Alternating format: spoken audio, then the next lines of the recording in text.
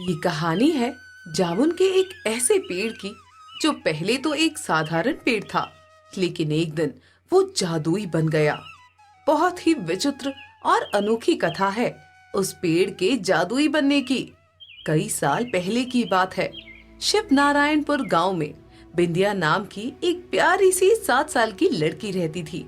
अपनी माँ और पिता की बहुत ही दुलारी थी। बिंदिया, ए बिंदिया, देख बेटी, तेरे पिताजी आज तेरे लिए क्या लेकर आए हैं। क्या लाए हैं माँ? अरे ऐसे कैसे, पहले आंखें तो बंद कर, फिर मैं तुम्हें दिखाती हूँ कि क्या लाए हैं। अपनी माँ की बात सुनकर बिंदिया ने झट से अपनी आंखें बंद कर ली और जब उसने आंखें खोली तो उसकी माँ के हाथ में एक बहुत ही प्यारी सी गुड़िया थी, जिसे देखकर बिंदिया के चेहरे पर मुस्कान आ गई। अरे वाह माँ, कितनी प्यारी गुड़िया है ये, छोटी सी नन्ही सी। देखो तो इसके पैर कितने छोटे छोटे हैं और इसके हाथ भी कितने छोटे हैं। बिल्कुल तुम्हारी तरह। ये कहते हुए राम नारायण बिंदिया के पास आए और उसे गोद में उठा लिया। बिंदिया बहुत ही चुलबुली लड़की थी। अपने माँ और पिता की सारी बातें तो वो मानती ही थी। किसी का दुख देखकर उसका मन तुरंत पिघल जाता था। एक दिन की बात है, बिंदिया जब अपने पिता राम नारायण के साथ अपने घर आ रही थी, तभी उसे रास्ते में एक बकरी के बच्चे की आवाज आई। उसे सुनकर ऐसा लग रहा था जैसे कि वो किसी मुसीबत में है। पिताजी, ये बकरी के बच्चे की आवाज कहाँ से आ रही है? ऐसा लग रहा है कि वो रो रही है। हाँ बिंदिया, तू सही कह रही हो। राम नारायण ने अभी अपनी बात पूरी भी नहीं की थी, उसने देखा कि बिंदिया एक कुएं के पास जाकर खड़ी है और नीचे झांक रही है। राम नारायण भागकर वहां पहुंचे। उन्होंने देखा कि बकरी का एक छोटा सा बच्चा कुएं में गिरा हुआ है। राम नारायण और बिंदिया ने मिलकर उसे कुएं से बाहर निकाला और उसे घर ले आए। उस दिन से वो बकरी का बच्चा उनके साथ ही रहने लगा। जिंदगी ठीक से चल ही रही थी कि इसी बीच एक बड़ा तूफान बिंदिया की जिंदगी में आ गया। एक दिन बिंदिया की माँ को एक जहरीले सांप ने उस समय डस लिया जब वो खेत में काम कर रही थी। अस्पताल ले जाने के पहले ही उसकी मौत हो गई। बिंदिया को जब ये पता चला तो बेचारी का रो रो कर बुरा हाल हो गया। माँ, माँ, उठो ना माँ, पिताजी, माँ क्यों नहीं उठ रही है? अब बिंदिया को क्या पता था कि मरने वाले कभी नहीं उठते। अपनी माँ की मृत्यु के बाद बिंदिया बिल्कुल उदास रहने लगी। खाना पीना भी वो कम ही खाती थी। बिंदिया की छोटी सी बकरी, जिसका नाम उसने प्यार से चंपा रखा था, वो भी बिंदिया को गले से लगाती उसे चुप कराने की कोशिश किया करती थी। उसके इस प्रयास पर बिंदिया उसे भी गले से लगा लेती है, लेकिन बिंदिया अब बदल गई थी। वो हंसना भूल गई थी। ऐसे कैसे चलेगा बिंदिया? आज पूरे दिन में तुमने सिर्फ एक ही रोटी खाई है। खाने का बिल्कुल भी मन नहीं करता पिताजी। माँ को ला दो ना पिताजी, तब मैं भरपेट खाया करूँगी। बिंदिया के लिए उसकी माँ वो कहाँ से लाता? वो तो भगवान के पास चली गई थी, हमेशा हमेशा के लिए। लेकिन बिंदिया की हालत को देखकर और रिश्तेदारों की जिद पर राम नारायण ने दूसरी शादी का फैसला किया। एक दिन उसने बिंदिया को बुलाकर कहा, बिंदिया, मैं जल्द ही तुम्हारी माँ तुम्हारे लिए लेकर आऊंगा, लेकिन एक शर्त है। मैं आपकी हर शर्त मानने के लिए तैयार हूँ पिताजी, बस माँ को ला दीजिए। बिंदिया, तुम्हें आज से और अभी से ही भर पेट खाना होगा। ठीक है पिताजी, लेकिन आप वादे से मुकरना मत। बिल्कुल नहीं मुकरूंगा। बिंदिया ने अपने पिता की बात मानी और वो ना सिर्फ भरपेट खाने लगी, बल्कि मुस्कुराकर अपनी बकरी चंपा के साथ खेलने भी लगी। जानती है चंपा, पिताजी ने कहा है कि वो माँ को लेकर आने वाले हैं। कितना मजा आएगा ना, हम सब फिर से मिलकर खेलेंगे। लेकिन कुछ दिनों बाद बिंदिया के सारे अरमान धरे के धरे रह गए। राम नारायण बिंदिया के लिए सौतेली माँ ले आया। उसका नाम गीता था। उसे आए हुए अभी 2 दिन भी नहीं हुए थे कि उसने अपने रंग दिखाने शुरू कर दिए थे। क्यों री महारानी, दिन चढ़ाया है और अभी तक सो रही है तू? अरे जल्दी से उठ, घर का काम कौन करेगा? तेरी मरी हुई माँ या तेरा बाप जो कुछ महीनों के लिए शहर गया है? ये आप कैसी बातें कर रही हैं माँ? तुम ज्यादा जबान चलाओगी, मुझे सिखाओगी कि कैसे बात करनी है कैसे नहीं करनी? रुको, लगता है तेरे बाप ने तुझे बहुत ज्यादा ही लाड प्यार दिया है। अभी तेरा भूत उतारती हूँ मैं। गीता ने उसी समय बिंदिया की पिटाई शुरू कर दी, वो भी झाड़ू से। मत मारिए, मत मारिए, मुझे मत मारिए। नहीं नहीं माँ, मुझे मत मारिए माँ। ए, ज्यादा माँ माँ करने की जरूरत नहीं है। मालकिन बोल मुझे, मालकिन, समझी? और जल्दी से घर का सारा काम खत्म कर। कमरे की सफाई से लेकर खाना बनाने तक का सब काम निपटा। अगर थोड़ी सी भी कमी रही ना तो फिर तुम्हारी खैर नहीं। गीता बहुत ही दुष्ट औरत थी। वो हर दिन बिंदिया को मारती, उस पर हर वो अत्याचार करती जो एक दुष्ट औरत कर सकती थी। यही नहीं, वो उसे खाने के लिए भी ना के बराबर देती। एक दिन की बात है, बिंदिया अपनी बकरी के साथ खेल रही थी। वो उसके साथ खुश दिखाई दे रही थी। ये बात गीता को बहुत ही नागवार गुजरी। बिंदिया, सारा दिन खेल खेल खेल इस मुफ्तखोर बकरी के साथ काम कब करेगी तू? मैंने तो सारा काम खत्म कर दिया है मालकिन। तो मैं क्या झूठ बोल रही हूँ? रुक, तुझे बताती हूँ। गीता ने फिर से बिंदिया की पिटाई शुरू कर दी।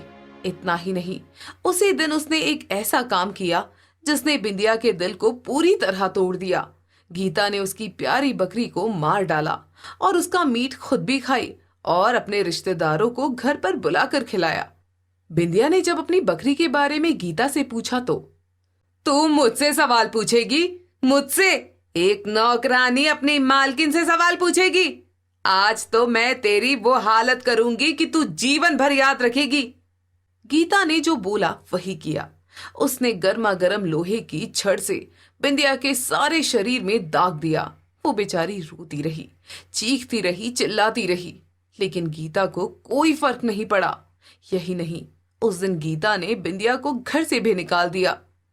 आज के बाद अगर तू इस घर में या इस घर के आसपास दिख गई ना तो फिर मैं तेरा वही हाल करूंगी जो तेरी बकरी का किया है। बिंदिया किसको अपना दर्द कहती? मां मर चुकी थी, पिता किसी जरूरी काम से कई महीनों से बाहर थे। घर से बाहर निकाले जाने के बाद वो बेचारी चलती रही और फिर एक पेड़ के नीचे बैठ गई। वो पेड़ जामुन का था। 3 दिनों तक वो बेचारी भूखी प्यासी उस जामुन के पेड़ के नीचे बैठी रोती रही। लेकिन तीसरे दिन की बात है, रात के 8 बज रहे थे, तभी उसे एक आवाज सुनाई दी। बिंदिया, ओ बिंदिया, अरे क्या हो गया रे? तू कितना रो रही है? तू मुझे बता ना, क्या हुआ है तुझे? हाँ बिंदिया, ये मैं हूँ, जामुन का पेड़। बता ना, क्या हुआ है तुझे? बिंदिया ने जब उस आवाज को सुना तो पहले तो वो थोड़ा डर गई, फिर उसने साहस दिखाया और ये पता करने की कोशिश करने लगी कि वो आवाज कहाँ से आ रही है। थोड़ी ही देर में उसे पता लग गया कि वो आवाज जामुन के पेड़ से आ रही है। हाँ बिंदिया, ये मैं हूँ, जामुन का पेड़। बता ना, क्या हुआ है तुझे? उसके बाद बिंदिया ने शुरू से अंत तक की अपनी कहानी बताई। बिंदिया जैसे जैसे अपनी कहानी बताती जा रही थी, उसकी आंखें तो भर ही रहे थे। उसके बहते आंसू जामुन के पेड़ की जड़ में जा रहे थे। अचानक वहां एक चमक सी उठती है और फिर जामुन का पेड़ सुनहरा हो गया। उसकी शाखाएं धीरे धीरे हिलने लगी, जैसे कोई जादू हो रहा हो। बिंदिया, तुम्हारा दुख अब मेरा है। तुमने अपने जीवन में बहुत सहा है। अब समय है इंसाफ का। तुम्हारे आंसू अब तुम्हारी ताकत बन जाएंगे। मैं एक जादुई पेड़ हूँ। अब तुम्हारे साथ अन्याय करने वालों को सबक मिलेगा। जादुई पेड़? हाँ, जादुई पेड़। लेकिन मैं कुछ देर पहले तक जादुई नहीं था। तुम्हारे आंसू ने मुझे जादुई बना दिया। बहुत साल पहले एक ऋषि ने मुझे आशीर्वाद दिया था कि एक दिन एक बहुत ही प्यारी लेकिन दुखी बच्ची मेरे नीचे बैठेगी और उसके आंसुओं से मैं एक जादुई पेड़ बन जाऊंगा। उसके बाद पेड़ की एक शाखा झुकी और बिंदिया को सहारा दिया, ऐसे जैसे कोई माँ अपने बच्चे को सहारा देती है। उसके बाद पेड़ की जड़ से एक चमकता जामुन निकला। ये लो बिंदिया, ये जामुन खाओ, ये तुम्हें शक्ति देगा और ये तुम्हारी माँ की आत्मा से भी तुम्हें मिलवाएगा। मिलना चाहोगी ना तुम अपनी माँ से? ये सुनकर बिंदिया की आंखों में चमक आ गई। बिंदिया ने जामुन खाया। उसे खाते ही चेहरे पर आत्मविश्वास और शक्ति आ गई। उसी क्षण उसे अपनी माँ की एक झलक दिखी, जो आकाश में मुस्कुराते हुए आशीर्वाद दे रही थी। माँ, तुम कहाँ चली गई? माँ, कहाँ चली गई? देखो ना, तुम्हारे बिना मैं कितनी अकेली हो गई। उसी रात की बात है। गीता घर में अकेली थी। अचानक उसके दरवाजे पर जोर जोर से दस्तक हुई। जैसे ही उसने दरवाजा खोला, वहां बिंदिया खड़ी थी। लेकिन अब वो डरी सहमी बच्ची नहीं थी। उसके चारों ओर एक जादुई रोशनी थी और पीछे जामुन के पेड़ की शाखाएं आकाश तक फैल रही थी। तू कैसे आई यहाँ? मैंने तुझे भगा दिया था ना? हाँ, भगा तो दिया था, लेकिन ये मेरी माँ का घर है, मेरे पिता का घर है। मैं इसे छोड़कर नहीं जा सकती। जैसे ही गीता कुछ बोलने जाती, पेड़ की जड़ें जमीन से उठी और गीता को जकड़ लिया। उसकी आवाज बंद हो गई। उसका चेहरा डर से सफेद पड़ गया। जो बच्चे को दुख देता है वो कभी सुख नहीं पाता। तू एक औरत है, औरत होकर तेरे अंदर कोई ममता नहीं। तुमने कितने जुर्म किए हैं बिंदिया के साथ। तो इंसान के रूप में राक्षसी है, राक्षसी। देखते ही देखते गीता को पेड़ की जड़ों ने जमीन में समा लिया और फिर गीता वहीं जमीन पर उगी घास में ढक गई, जैसे वो कभी थी ही नहीं। एक गांव में संजू और यश दो भाई रहते थे। संजू बहुत सुलझा और ईमानदार इंसान था, जबकि यश बहुत चालाक और लालची और कपटी इंसान था। और इसी छल कपट से यश ने संजू का घर भी अपने नाम करा लिया था। पर संजू ने मेहनत करने से कभी हार नहीं मानी। सुनिए, आज घर में खाने के लिए कुछ नहीं है और अब हमारे पास पैसे भी नहीं हैं। आप अपने भाई पर केस क्यों नहीं कर देते? उसने आपकी सारी चीज हड़प ली है। नहीं सोनल, वो मेरा छोटा भाई है और फिर उसका परिवार है। उसकी पत्नी की क्या गलती है? सजा उसे भी तो मिलेगी। मुझे भगवान पर पूरा भरोसा है। वो मेरे साथ हैं और मेरा साथ जरूर देंगे। तुम भरोसा रखो। अरे, बातों से पेट नहीं भरता है, खाने से भरता है। वो आपके हैं ही नहीं। लगता है भूखी मर जाऊंगी मैं आपके साथ। मैं कुछ करता हूँ, तुम परेशान क्यों होती हो? आज का खाना तो खिला ही दूंगा तुम्हें मैं। सोनल संजू के इस ईमानदारी से काफी परेशान रहने लगी थी और यश संजू का मजाक उड़ाने लगा था। पूरे गांव वाले उसे बेवकूफ कहते थे। एक दिन संजू जंगल से गुजर रहा था, तभी पीछे किसी ने उसे आवाज दी। संजू ने पीछे देखा तो कोई नहीं था। संजू ने जैसे आगे कदम बढ़ाए, फिर से किसी ने उसको आवाज दी। संजू आवाज सुनकर हैरान रह गया। संजू, तुम बहुत थक गए हो। आओ, मेरी छाव में बैठ जाओ। हे प्रभु, ये पेड़ कैसे बोल रहा है? संजू, घबराओ मत, मैं तुम्हें कुछ नहीं करूंगा। तुम मेरी छाव में बैठ सकते हो। तुम इतना परेशान न हो। मैं कोई भूत या चुड़ैल नहीं हूँ। मैं तो बस एक बोलता पेड़ हूँ। सदियों से इसी जंगल में हूँ। अरे, मेरे पैसे कहाँ गए? किसने पैसे चुराए मेरे? मैं इतना भरोसे के साथ तुम्हारे कहने पे सोया था और तुमने इतना भी ख्याल नहीं किया। मेरा भरोसा तोड़ दिया तुमने।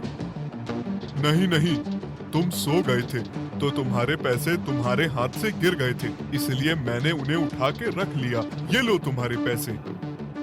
नहीं, ये मेरे पैसे नहीं हैं। मेरे पास तो बस 200 रुपए ही थे। ये तो 1000 रुपए हैं।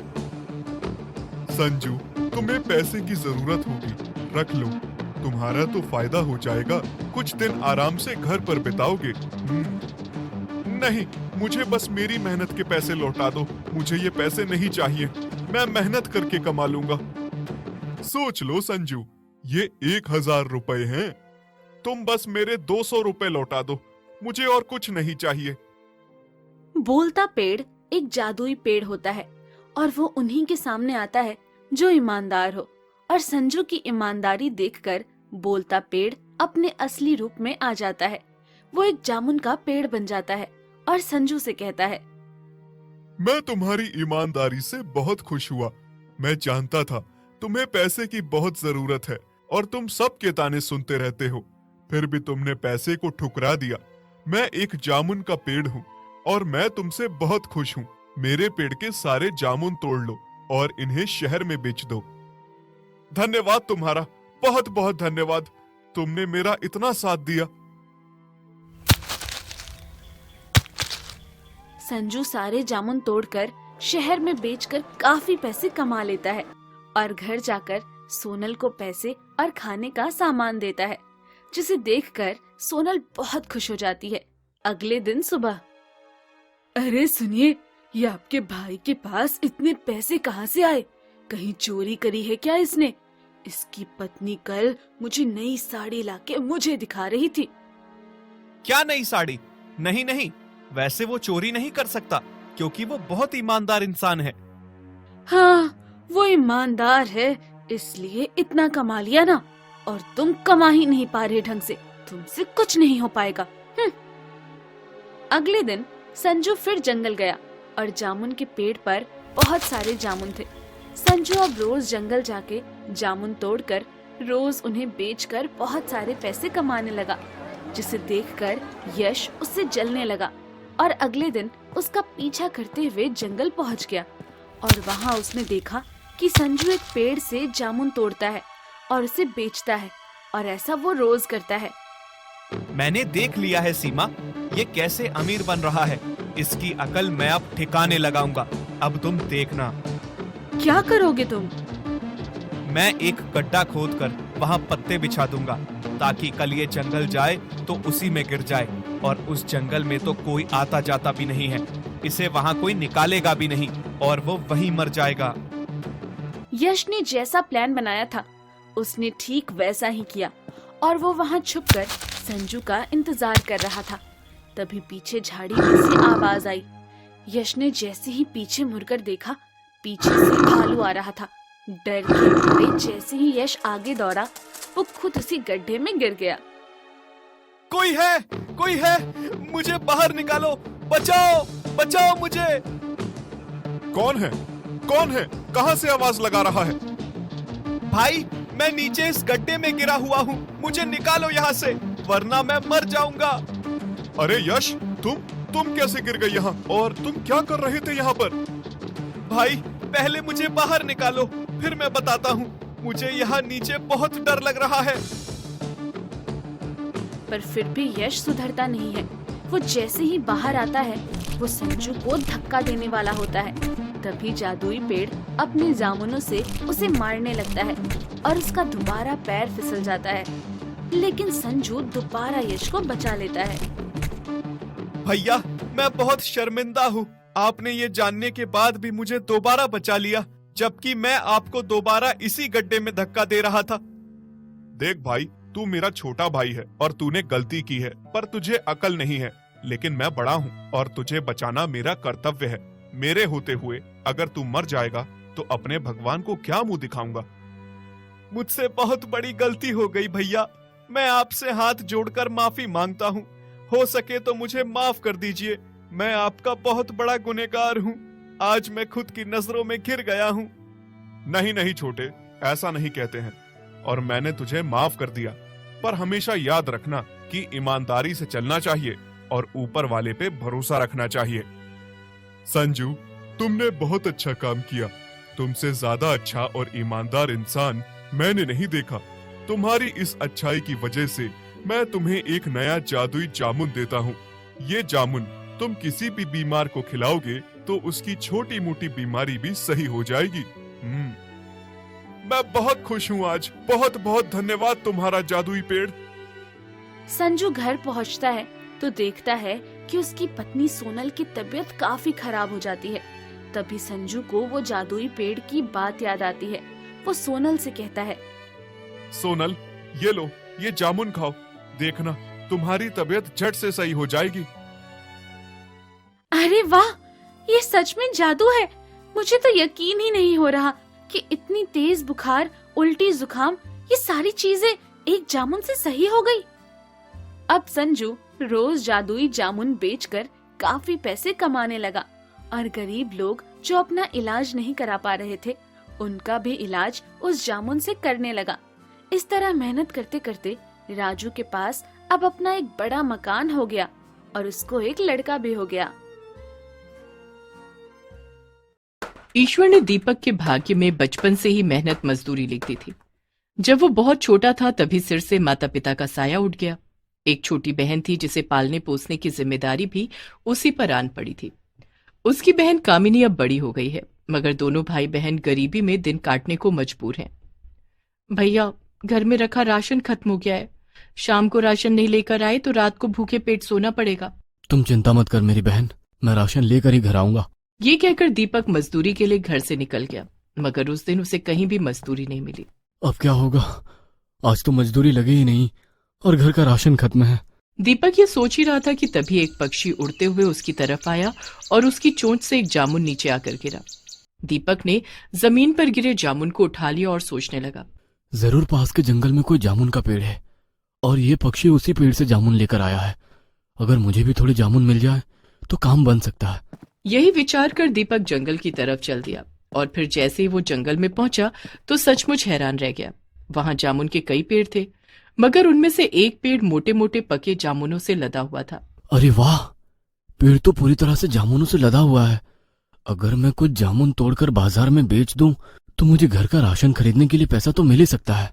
यही सोचकर दीपक जामुन के पेड़ पर चढ़ गया और उसकी टहनियों को हिलाने लगा। टहनियां हिलाने पर बहुत सारे जामुन जमीन पर आ गिरे। दीपक ने अपने सिर पर बंधा गमछा उतारा और जमीन से जामुन उठाकर गमछे में बांध लिए। फिर वहां से चलने लगा तो उसने पेड़ से कहा, हे जामुन के पेड़, तुम्हारा बहुत बहुत धन्यवाद। तुम्हारे ये जामुन बेचकर आज हम गरीब भाई बहन को खाना मिल जाएगा। दीपक जैसे ही बाजार में जामुन लेकर आता है, लोग उसके मोटे मोटे पके जामुन देखकर उन्हें खरीदने के लिए इकट्ठा होने लगते हैं और उसके सब जामुन हाथों हाथ बिक जाते हैं। जामुन बेचकर उसे अच्छा पैसा मिल जाता है और वो किराने की दुकान पर जाकर राशन खरीदता है। भाई, सब राशन आ गया है ना? हाँ हाँ, सब राशन आ गया है। दीपक दुकान से राशन लेकर घर की तरफ चलता है तो रास्ते में हलवाई को गरम गरम जलेबियां उतारते देख रुक जाता है। क्यों ना कामिनी के लिए थोड़ी गर्मा गर्म जलेबियां ले चलूं? बेचारी कई महीनों से कहती आ रही है कि भैया जलेबियां ले आओगे क्या, खाने का बड़ा मन है। यही सोचकर दीपक घर जाते जाते कामिनी के लिए जलेबियां खरीद कर ले जाता है। उसे घर पहुंचने में देर होती है तो कामिनी उससे नाराज होकर कहती है, घर आने में इतनी देर क्यों कर दी भैया? मैं कब से तुम्हारी राह देख रही हूँ। और राशन लाई क्या? कुछ बोलते क्यों नहीं? अरे तू बोलने का मौका दे तभी तो कुछ बोलूं ना। मैं राशन के साथ साथ तेरे लिए गर्मा गर्म जलेबियां भी लेकर आया हूँ। सच भैया? जल्दी से दो गरम गरम जलेबियां, मैं पहले जलेबियां खाऊंगी। दीपक अगले दिन जामुन तोड़ने के लिए जंगल में जाता है तो एक बार फिर हैरान होकर रह जाता है। उसने एक दिन पहले ही जामुन तोड़े थे और आज फिर पेड़ पर जामुन लदे हुए थे। कल इतने सारे जामुन तोड़कर ले गया था और आज इस पेड़ पर कल से ज्यादा जामुन लदे हैं। कहीं ये जादुई पेड़ तो नहीं? मन में विचार करते हुए दीपक पेड़ पर चढ़कर उसकी टहनियों को हिलाने लगता है। टहनियां हिलाने पर बहुत सारे जामुन जमीन पर गिर जाते हैं। दीपक जमीन पर पड़े जामुन उठाकर एक टोकरी में रखता है और फिर उसे सिर पर उठाकर जामुन के पेड़ से कहता है, हे जामुन के पेड़, तेरा बहुत बहुत धन्यवाद। तूने मुझ गरीब पर बड़ा उपकार किया है। ये कहकर जैसे ही दीपक घर जाने लगता है, एकाएक उसे पेड़ की आवाज सुनाई। दीपक, मैं एक जादुई जामुन का पेड़ हूँ। मैं तुमसे बहुत खुश हूँ क्योंकि इस दुनिया में तुम्हारे जैसे बहुत कम लोग हैं जो पेड़ों के फल खाकर उनका उपकार मानते हैं और उनका धन्यवाद करते हैं। आज के बाद तुम्हें जब भी जामुन चाहिए मेरे पास चले आना। मैं अपनी टहनियां हिलाकर तुम्हारे लिए जामुन तोड़ दिया करूंगा। कुछ दिन बाद अचानक ही कामिनी बीमार पड़ जाती है। और डॉक्टर से इलाज कराने पर भी उसकी हालत बिगड़ती ही जाती है। भैया, अब मैं नहीं बचूंगी। अगर मैं मर जाऊं तो तुम अपना ख्याल तो रख लोगे ना? तो ऐसा मत बोल मेरी बहन, तुझे कुछ नहीं होगा, देखना तू जल्दी ही ठीक हो जाएगी। ये कहकर दीपक रोने लगता है और फिर जामुन के पेड़ से जामुन लेने जाता है। तो जामुन का पेड़ उसे देखते ही अपनी टहनियां हिलाकर जामुन गिराने लगता है। मगर उस दिन दीपक का मन खुश नहीं था और इसीलिए वो धीरे धीरे जामुन उठाता है। उसकी ऐसी हालत देखकर जामुन का पेड़ कहता है, दीपक, क्या बात है? आज तुम पहले की तरह खुश नहीं दिखाई दे रहे हो। जादुई जामुन के पेड़ से ये सुनकर दीपक रोने लगता है और उसे कामिनी की बीमारी के बारे में बताता है। उसकी बात सुनकर जादुई जामुन का पेड़ कहता है, दीपक, उदास मत हो। तुम मेरे जामुन घर ले जाओ और इसका अर्क निकाल लो। साथ ही मेरी गुठलियों को सुखाकर उनका चूर्ण बना लो। कामिनी को वो चूर्ण खिलाओ और अर्क पिलाओ।